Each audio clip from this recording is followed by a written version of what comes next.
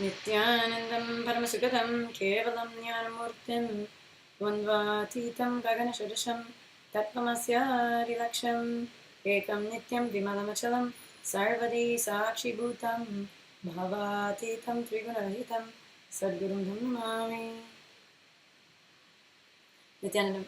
Hi, this is Ma Nitya Ovinanda. I'm here again speaking about temples. I love Hindu temples. And I've had the fortune of going to several beautiful Hindu temples in my time, mostly with Swamiji, as a brahmacharya of Nityananda order. One temple I'd like to speak about today, I'd like to speak more about the divine consciousness. And I have a little secret. See, before I met Swamiji, well, way before when I was born, my family was Catholic. So I was raised in that way. But as I've mentioned in my earlier videos, I never connected to that. I always wanted to connect to something, but I was never able to connect to that. I never understood any of it. It didn't resonate with me at all, basically. So that's all. I'll leave it at that for now. Then later on, I explored reading about different religions, here and there. Even like there's a mystical aspect of Judaism. There's, Buddhism, which I never really connected with or understood so much. Some of it I liked, but that whole connection with self and all, meditating certain things I liked, but never got into much, right?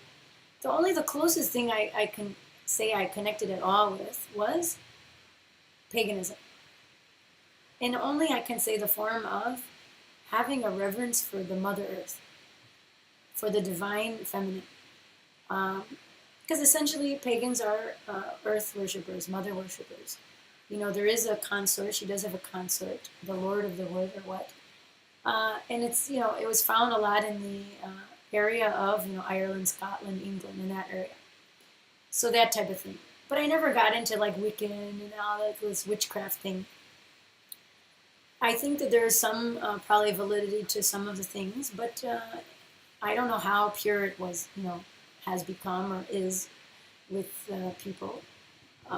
Because the people I was exposed to, maybe who were saying that they were, Wiccans, they were more like partiers and sort of alternative kind of people. And so the spiritual aspect from maybe some of them I didn't connect with or didn't see. But I kind of just left it. But instead, I always had a deep connection just with that Mother Earth feeling. So that's why I can say, I was a little pagan. I had a little deity, a little Mother Earth deity. It was very beautiful. I got it, one of these festivals or Renaissance fairs or something. But I connected with that. I connected with the earth, the nature. So I can sit for hours in nature and never be bored, Just put me in front of a lake or in some woods or, in a garden, and I'll just stare at everything. I don't know what it is, but I always enjoy that connection, that feeling. And now I know part of it must have been the prana, the pranic energy. When you go in the woods or you go hiking, and there's nothing around, there's nobody around, there's no buildings or pollution or people or anything. It's just the earth itself. That life energy, that prana, that energy is strongest there in those areas. So I think that that's, what I was feeling but not understanding. But I always had that deep connection and enjoying that stillness and that silence there, and the sounds of the wind and the earth and the water. And just even, I enjoyed having a garden just to get my hands in the earth and the soil and to plant those flowers and vegetables and all the things that I would do, and taking care of that, and having that. And where I grew up in Chicago, there's always the change of seasons. So I started over the years noticing how I felt that connection to the change of season.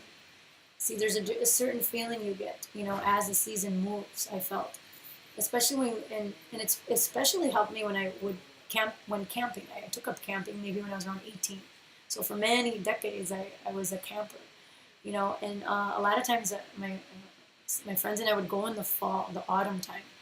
One reason is it was a little less crowded during those times, because usually the campgrounds, in our area, or the many popular ones, would be very crowded and difficult to get that sort of nice experience of communing with the nature and a little more silence.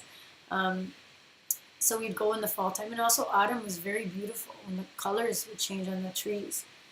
And I noticed a thing inside of me would change, from that vibrance and summer activity. Then you go into that feeling of fall, of autumn, that sort of connection, and things kind of get still. There's a shift happening in the earth, Um, and then we move into winter and going out in the winter and hiking, or especially in the nighttime. I remember many nights, a friend of mine lived in the country, and I remember just going out and by myself even in the night and seeing this silver, crystal clear stars in the sky, like diamonds shining and flickering, and the air was cool and more like cold, and clear though, and that silence. Only I can hear that sound of maybe some random leaf skidding on the ice or snow, and some trees rubbing together, or the wind whistling through the bare branches. And you can feel that silence reflected. I remember distinctly noticing that, in moments that I had a little bit of clarity, and just feeling very much connected to that. And so now I'm realizing, well, that's probably a little bit of, connection I'm having with the divine. So my whole seeking, I guess started even when I was younger and I didn't know it, because I always had that connection with the nature, because I didn't really have anything else. I actually can tell you that I used to stare out my window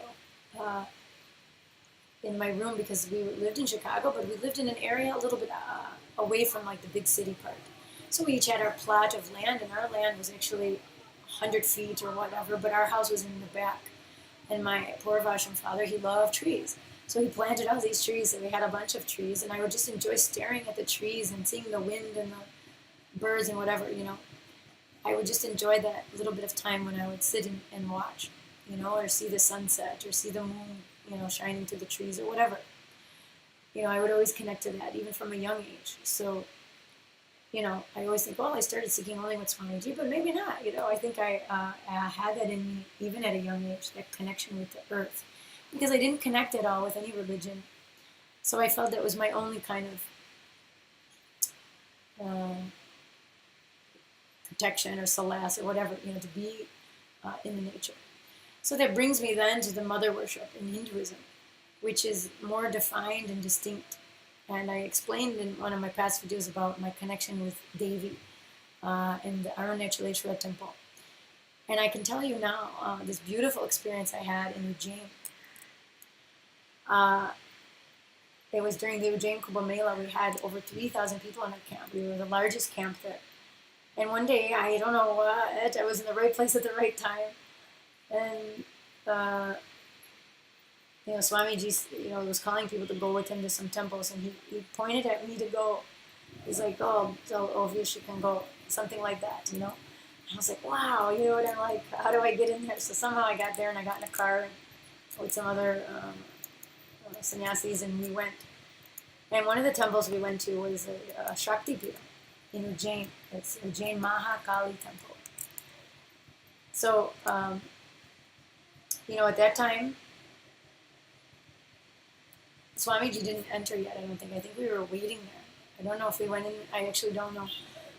We were waiting for him, and they were playing this music in there. I had never heard it at a temple before.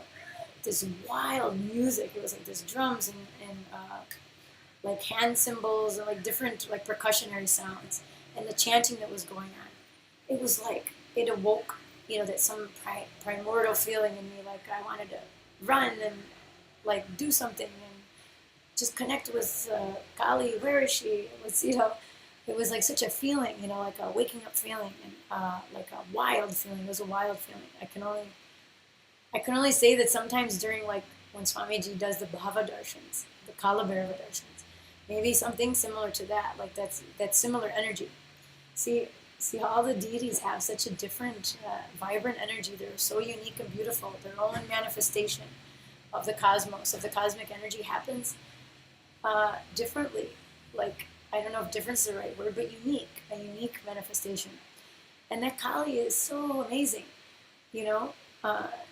she's a unique form of a Devi also. She's not the full form of Kali, and such a beautiful face and eyes, and such a vibrant energy with that song, And I wish I recorded it actually, because it's hard to even recall, but I know that feeling had awoken me.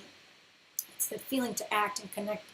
I felt like I can fly do something, like join with the cosmic energy and explore the universe. And, I don't know, it's an amazing place. And of course, then when Swamiji comes in, and when you see him come and enter and give that respect and blessing to the deity, or the blessing to us and to connect with the deity, his own form in a way. Swamiji is connecting and showering all forms. I've seen Swamiji and I have that feeling he's mother also. So there's modes that he gets into, whether he's Shiva or Devi, I can feel both in him at certain times. So he really manifests everything for us to enjoy. But if you have a chance to go to those places in Ujjain, that you go to that Mahakali temple, it's very beautiful. And I really enjoyed it, and I'm very blessed to see her. So my experience, again, with the divine, again, I will always stand up for Hinduism and stand up for the temples. It's such an integral part of life on planet Earth. And I think anybody that tries to destroy that will have extremely huge karmic backlash from that. So I really am imploring anybody interested, anybody Hindu, please support your local temples. Help keep them preserved, help maintain them, do the seva, take care of the deities, treat them, they're more important than our parents or grandmothers. They're for everybody in the earth. So they're so important. The divine energy should be worshipped and revered and protected and cared for. So I urge you, please, to do that in your local areas. Thanks so much for watching.